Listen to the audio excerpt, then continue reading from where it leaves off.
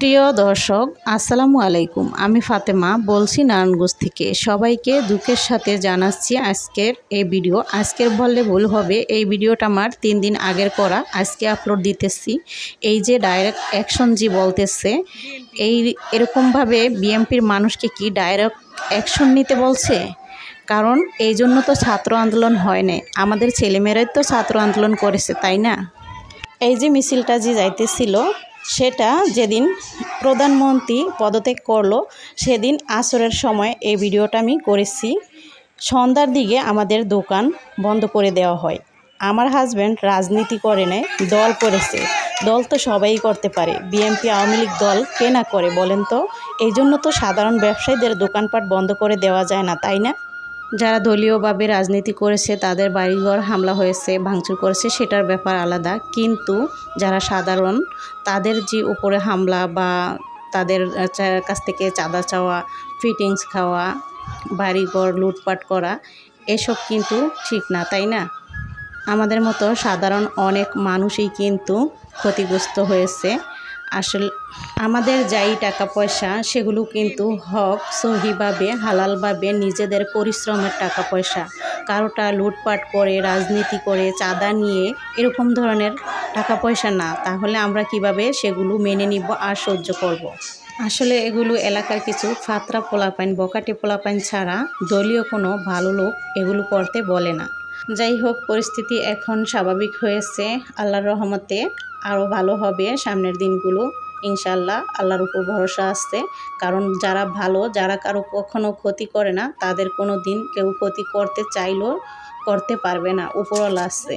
তো এই যে আপনাদের ভাইয়া কিন্তু একটি খাসি মোরগ কিনে এনেছিল, তো সেইটাকে আপনার ভাইয়াই কেটে দিচ্ছে। কারণ আমি রান্নাবান্নাগুলো আগেই করে ফেলেছি, গোসল করে নামাজ পড়তেছিলাম। তো আপনার ভাইয়া বলতেছে যে আমি তো গোসল করবো আর তুমি এখন এটা কাটবা না, আমি জানি, দাও আমি কেটে দিই। আর শেফালি উঠতে গেছে, ওর কাজ শেষ করে ও বাসায় চলে গেছে। তো এভাবে করে আসলে এই ভিডিওটারও 3 দিন আগের করা ছিল, সেটাকে আমি এডিট করে রেখে দিয়েছিলাম, কিন্তু আমার মুখ দিয়ে কোনোভাবে কোনো ভয়েস আসে নাই আর মন মানসিকতা ভালো ছিল না, তাই আপলোড করি নাই। আল্লাহর রহমতে এখন সব কিছু ঠিকঠাক আছে।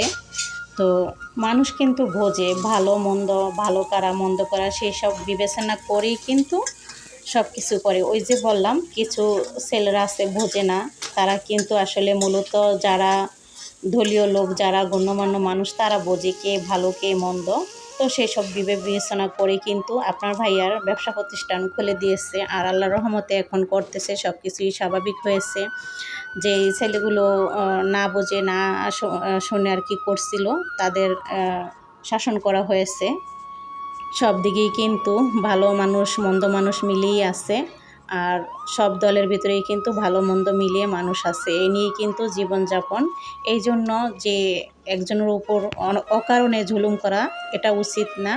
তো আল্লাহ যেন সবাইকে হেদায়েত করে আর সবাইকে যেন ভালো রাখে, সুস্থ থাকে, ভালো থাকে, শান্তির দেশ আমরা চাই। আমরা কোনো হানাহানি, ঝগড়া, মারামারি এসব চাই না। আমরা চাই সুন্দর একটি পরিবেশ, সুন্দর দিন এবং সোনার দেশ, স্বাধীন দেশ। তো যাই হোক, এটা হচ্ছে পরের দিনের ভিডিও, 2 দিনের ভিডিও একসাথে এডিট করে আমি দিচ্ছি। এটা হচ্ছে পরের দিন, আমি সেই মুরগির গোশি রান্না করতেছিলাম। আসলে ওই যে ভিডিও করেছি, কিন্তু কোনোটাই দিতে মন মানসিকতা ভালো ছিল না, দেই নেই। তারপরের দিনেরটা মিলিয়ে কিন্তু আজকে দিয়ে দিচ্ছি। তো এভাবে করে খাসি মুরগি রসুন দিয়ে রান্না করতেছি। তো আশা করছি আমার প্রিয় দর্শক ভাই বোনেরা, আমার কথাতে যদি কোনো কারণে ভুলভ্রান্তি হয়ে থাকে, আর যদি কারো কোনোভাবে খারাপ লেগে থাকে, আপনারা সেটা ক্ষমা সুন্দর দৃষ্টিতে দেখবেন। তো এই তো রান্নাবান্না শেষ করে এরপরে কিন্তু খাওয়া দাওয়ার পালা। তো সবাই বসে খাওয়া দাওয়া করে নিয়েছি। যারা ভিডিওটা দেখতেছেন তাদেরকে অসংখ্য ধন্যবাদ। যদি আপনাদের কাছে ভিডিওটি বেশি ভালো লেগে থাকে, তাহলে আপনারা আপনাদের ফ্যামিলি ফ্রেন্ডসদের সাথে শেয়ার করবেন। যারা এখনও আমার চ্যানেলটিকে সাবস্ক্রাইব করেন নাই, প্লিজ আমার চ্যানেলটিকে আপনারা সাবস্ক্রাইব করে দিবেন। আর যারা অলরেডি করে দিয়েছেন তাদেরকে অসংখ্য ধন্যবাদ। তো এই যে ফ্রিজ থেকে আইসক্রিম বের করে হচ্ছে আইসক্রিম খাইতেছে। এরপর হচ্ছে চিকেন স্যান্ডউইচ বানাবে, এই জন্য হচ্ছে সব কিছু রেডি করে নিয়েছে। আর এটা হচ্ছে এই যে মেয়োনিজ বানিয়েছে সিদ্ধ ডিম দিয়ে। তো এখানে হচ্ছে রসুন কুচি দিয়ে দিল, মানে রসুনটাকে থেতু করে দিয়ে দিল। তারপর হচ্ছে চিকেনটাকে সেদ্ধ করে এইভাবে করে চিড়ে নিয়ে এসে তারপর হচ্ছে তেলে একটু ভেজে নেওয়ার পর দিয়ে দিল আলু আর টমেটো। আলু আর টমেটো দেওয়ার পর ভালো করে নেড়ে চেড়ে মিশিয়ে নিচ্ছে আর হচ্ছে রান্না করে নিবে একটা ভাজির মতো আর কি, যতক্ষণ এটা সেদ্ধ না হয়। এখানে সয়া সস দিয়ে দিচ্ছে। সয়া সসটা দেওয়ার পর হচ্ছে দিয়ে দিচ্ছে টমেটো সস আর হচ্ছে মেয়োনিজ।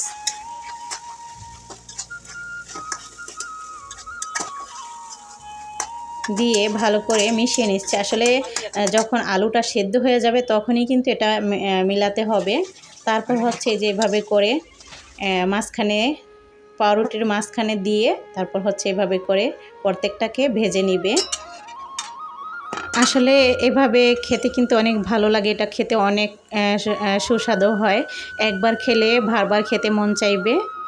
তো এই তো সব কয়টা ভেজে নেওয়া হয়েছে অলরেডি। আমি আর আপনার ভাইয়া কিন্তু খেয়ে নিয়েছি, বাকি যে আছে এগুলো হচ্ছে ওরা খেয়ে নিচ্ছে, কারণ এই রেসিপিটা আমার মেয়ে রেডি করেছে। তো আপনার ভাইয়া হচ্ছে চা খাইবে, তো এই জন্য আপনার ভাইয়া আর আমি হচ্ছে চা আর হচ্ছে স্যান্ডউইচ আগে থেকেই খেয়ে নিয়েছি। এখন ওদেরটা খাওয়ার পালা, আর সেটাই ভিডিও করে নিয়েছি। আমরা তো অফ ক্যামেরাতে সেটা খেয়ে নিয়েছিলাম। তো দেখুন কতটা সুন্দর হয়েছে আর কত সুন্দর করে কিন্তু সাজিয়ে গুজিয়ে সবাই কিন্তু সার্ভ করে খেয়ে নিচ্ছে। আপনাদের কাছে রেসিপিটি কেমন লেগেছে কমেন্ট করে অবশ্যই জানাবেন। সবাই ভালো থাকবেন, আবারও দেখা হবে নতুন কোনো ভিডিও নিয়ে ইনশাআল্লাহ। প্রতিদিন থাকার চেষ্টা করব। সবাই দোয়া করবেন যেন আমাদের সময় ভালো যায়, ভালো কাটে, সবাই যেন ভালো থাকে, সুস্থ থাকে, এই কামনা নিয়ে এখানেই বিদায় নিচ্ছি। আল্লাহ হাফেজ।